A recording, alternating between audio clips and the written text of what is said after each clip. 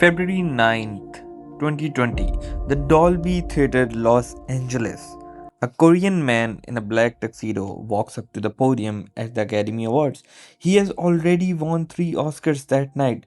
Yes, 3. And in the middle of his speech, almost like a throwaway line, he says something that a lot of people in that room have never actually had to think about. He says, Once you overcome the 1 inch tall barrier of subtitles, you will be introduced to so many more amazing films. the film was Parasite, and that one sentence quietly became one of the most important things ever said at an award ceremony. Not because it was poetic, which it was, but because it was just embarrassingly uncomfortably true.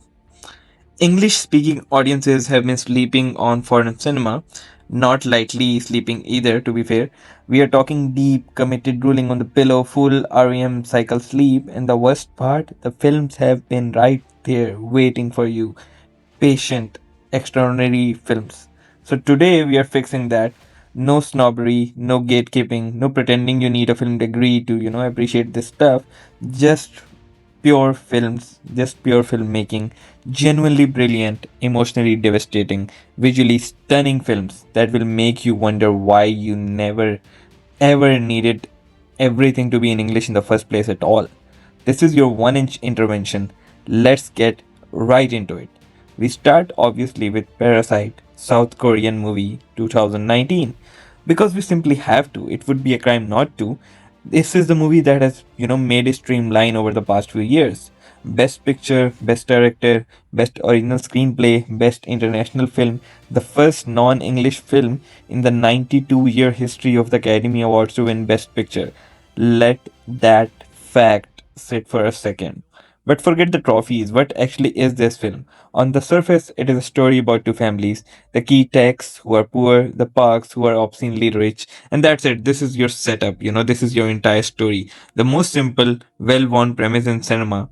And Bong Joon-ho takes that premise and builds something so layered, so precise, so quietly suffocating that by the time you reach the final act, you are gripping your couch, wondering how a movie about class inequality became the most tense experience of your life.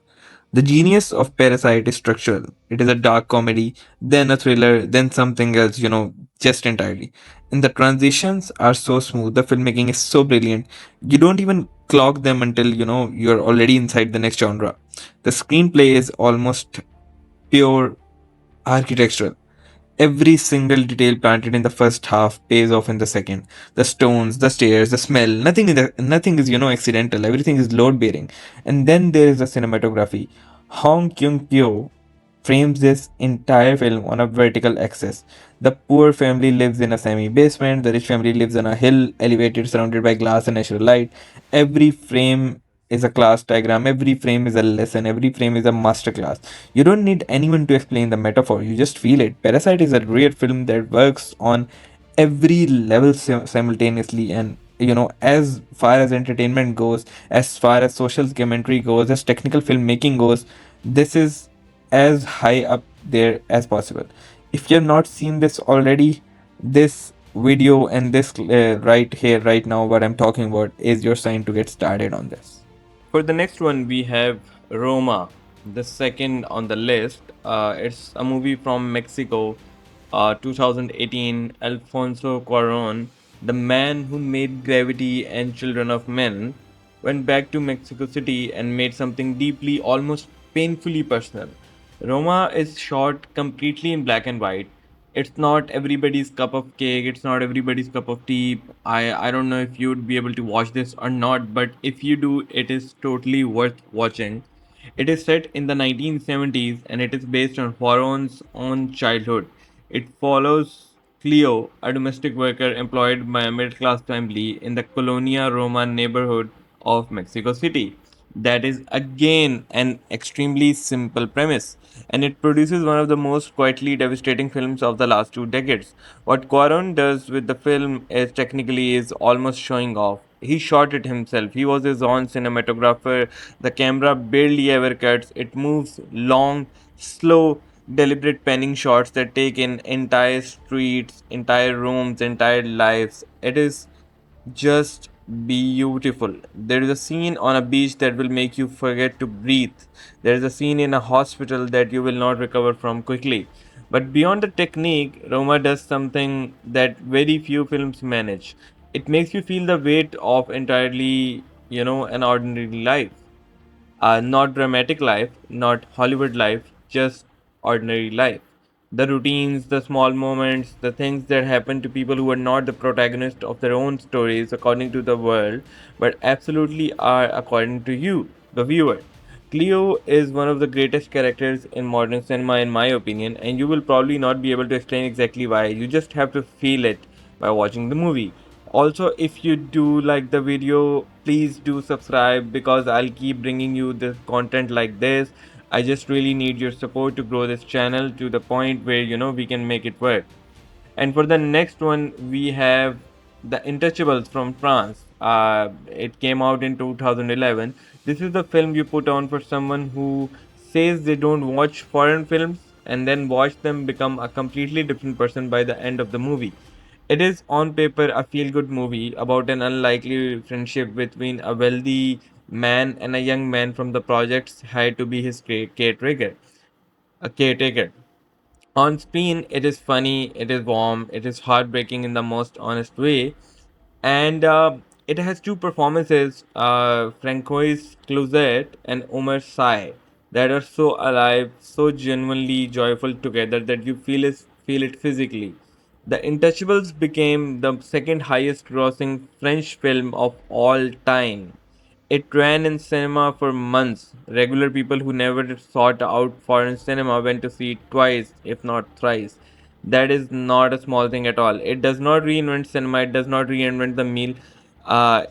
It does not reinvent the wheel, but it does not have to. It does not need to. What it does is remind you that a great story told with warmth and sincerity and two magnetic performances is more than enough. It is everything. Now, for the fourth one, we go a bit darker. It is Pan's Labyrinth from Spain that came out in 2006. It is a movie from Guillermo del Toro.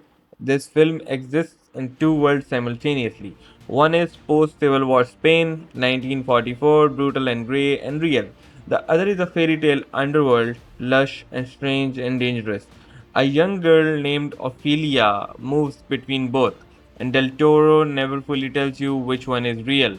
The craft in this film is almost offensive. The production design, the pale man alone, the creature with eyes in his hands is one of the most memorable visual creations in cinema history. The color palette is split deliberately between the cold blues and the greens of the real world, the warm golds of the fantasy world. Every frame has been thought about, every single frame. But what elevates Pan's Labyrinth beyond a beautiful dark fantasy is what it is actually about, which is the way stories become survival mechanisms, the way imagination becomes resistance, the way a child builds an interior world when the exterior one is unbearable. It is devastating, it is tragic, it is gorgeous, and it is completely singular. There is nothing else quite like it. Now, for the last one in this list, we have a movie called Oldboy from Korea, South Korea, just to be clear. Not, I mean, can't be North Korea. And it came out in 2003. If Parasite is the film that made the mainstream pay attention to the Korean cinema, Oldboy is the film that made serious cinephiles understand that Korean cinema was operating on a completely different level. A man is imprisoned in a private room for 15 years with no explanation. Then he is released with no explanations and he wants to know why. This is the setup. The rest of it I will not tell you because Old Boy has one of the most genuinely shocking third acts in the history of the films. Not shocking for shock's sake, though it is definitely that too, but shocking in a way that Greek tragedy is shocking, inevitable, and almost mythological. The action choreography in this film includes one of the most celebrated hallway fight sequences ever filmed. One unbroken shot, exhausted, raw, brutal in a way that feels completely real. The cinematography by Chong Chung Hoon is gorgeous and claustrophobic and obsessive, and Choi Min Sik in the lead role gives a performance of such unhinged commitment that it burns into your memory. Oldboy is not for everyone, but for the right person, it is a total revelation. And that was it for this video, but not to worry, if you do really like this video, if I see enough love on this video, I'm already working on a second part, and then I will make that one and I will upload that one too. Thank you so much for watching the video. I'll see you in the next one. Ciao.